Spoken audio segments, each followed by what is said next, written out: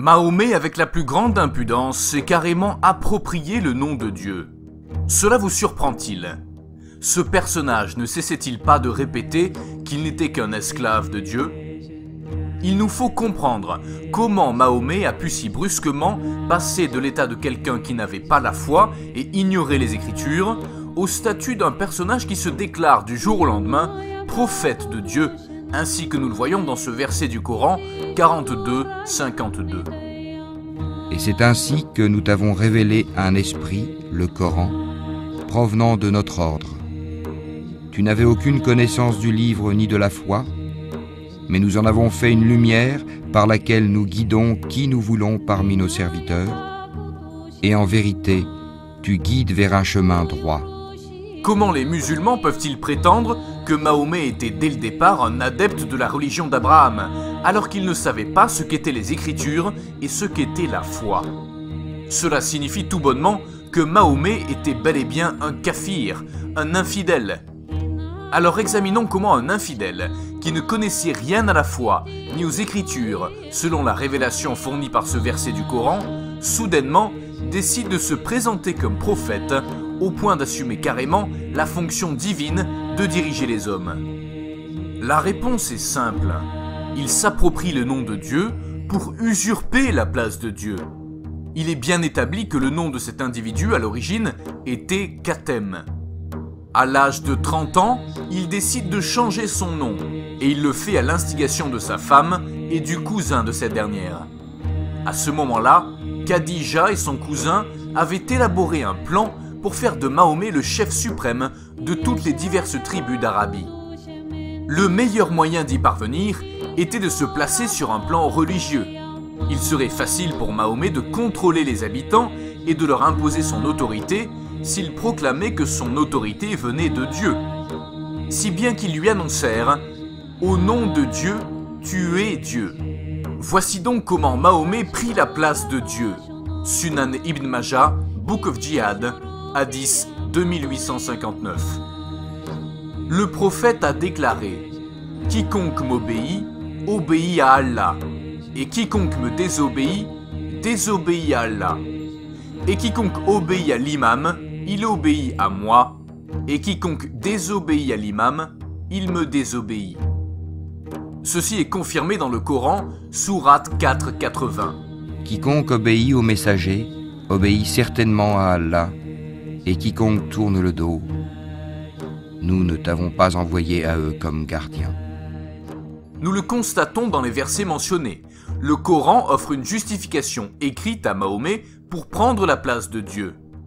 Ceci entraîne qu'il existe bien deux sources des lois de l'islam, Mahomet et le Coran, lequel de toute façon provient de Mahomet. Et c'est un fait que les principales sources du droit islamique sont exclusivement constituées des actes et des discours de Mahomet. Les récitations de Mahomet, le Coran, les discours et les commandements de Mahomet, la Sunna, les faits et gestes de Mahomet, même les plus simples ou les plus triviaux, comme la manière d'uriner, dans la Sunna.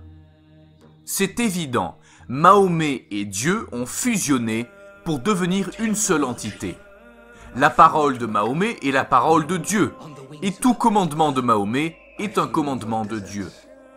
Plus grave encore, Mahomet prend le pas sur Dieu.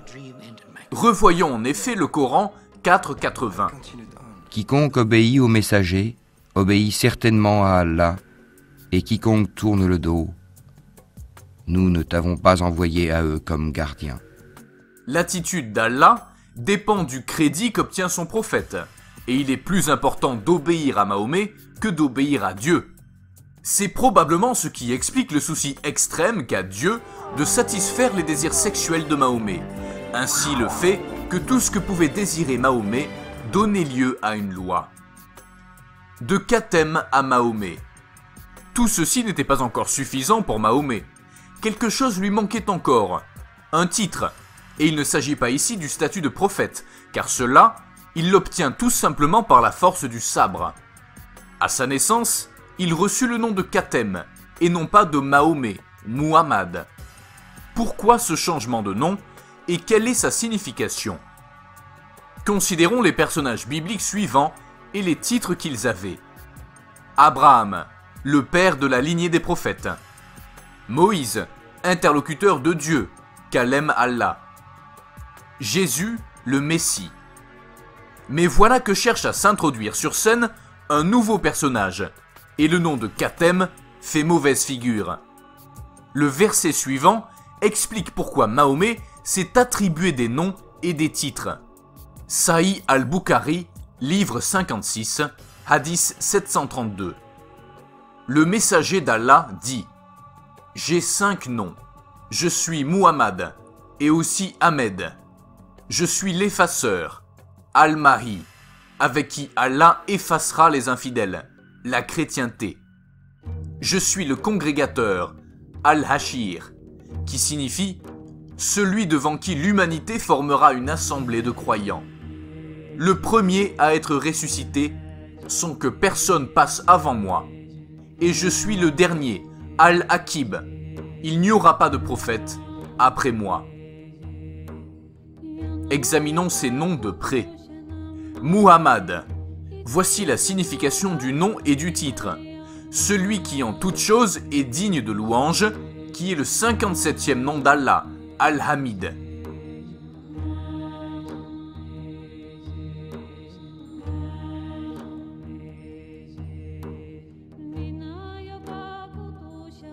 Troisième nom, l'effaceur, celui par qui la chrétienté sera effacée. Al-Mahi, comme Allah, qui en la sourate 22-52 fait l'effacement de ce que lance Satan. Mahomet s'arroge le pouvoir d'effacer les autres religions. Voir Bukhari, livre 56, hadith 732. Il porte aussi le nom de congrégateur, Al-Hashir, celui par qui Allah rassemblera toute l'humanité au jour du jugement. Le 5e nom du prophète est le dernier. Personne ne vient après lui. C'est le 74e nom d'Allah, Al-Akir. Que vous suggèrent ces noms et ces titres? Ne reconnaît-on pas là une machination particulièrement sinistre et blasphématoire?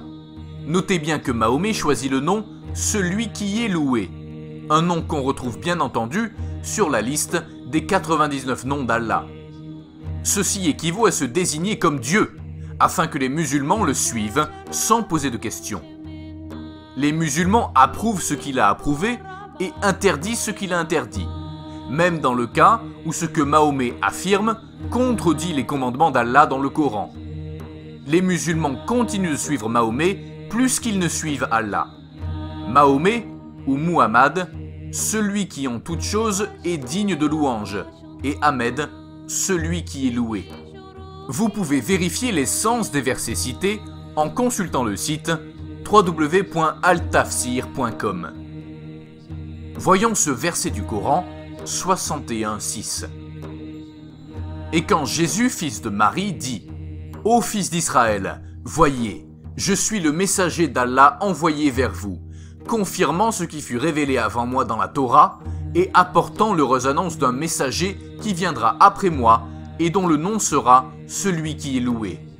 Et pourtant, il a beau venir vers eux avec des preuves évidentes, eux disent « Ce n'est que de la sorcellerie ». Or, partout dans le Coran, l'expression « celui qui est loué » est appliquée à Allah, excepté dans la sourate 61, verset 6, où Mahomet reçoit le privilège de partager ce nom avec Allah. Mahomet se trouve donc être à égalité avec Allah, celui qui est loué. Examinons le mot de plus près, sa racine HDM. De là sont dérivés les mots suivants, qui tous ont une signification équivalente, celui qui est loué. Hamd, louange. Hamid, celui qui est loué. Muhammad, celui qui est loué. Ahmad, celui qui est loué. Et Hamdan, louange. Le premier de ces noms, Hamd, est bien un nom d'Allah, ainsi qu'il apparaît clairement dans les versets suivants.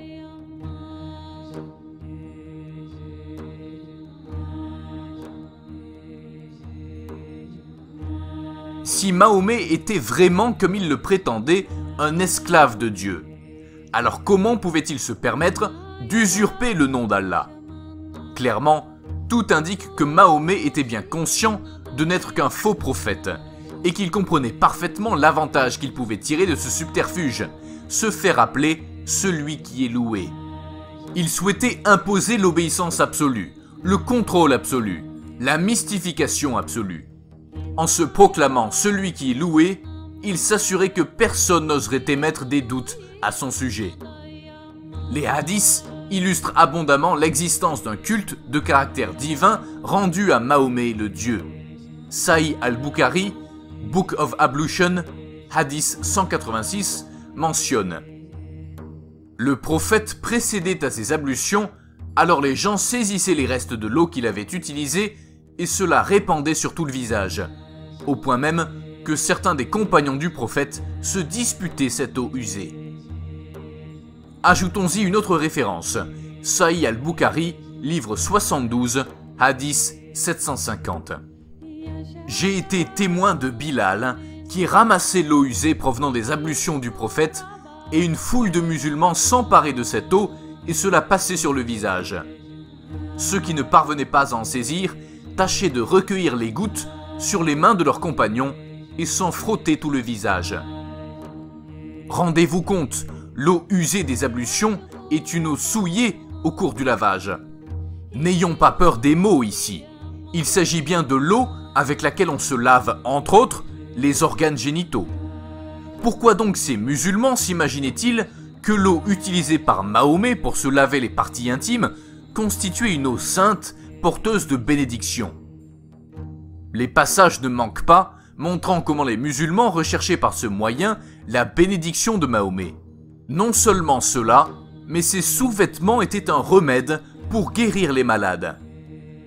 Voici maintenant un passage instructif du recueil de Sahih Muslim, livre des vêtements, page 1641, hadith 2069. Aïcha revint auprès d'Asma, la sœur d'Aïcha, et lui dit qu'elle tenait là le sous-vêtement du prophète. On le lavait afin de s'en servir ensuite pour la guérison des malades.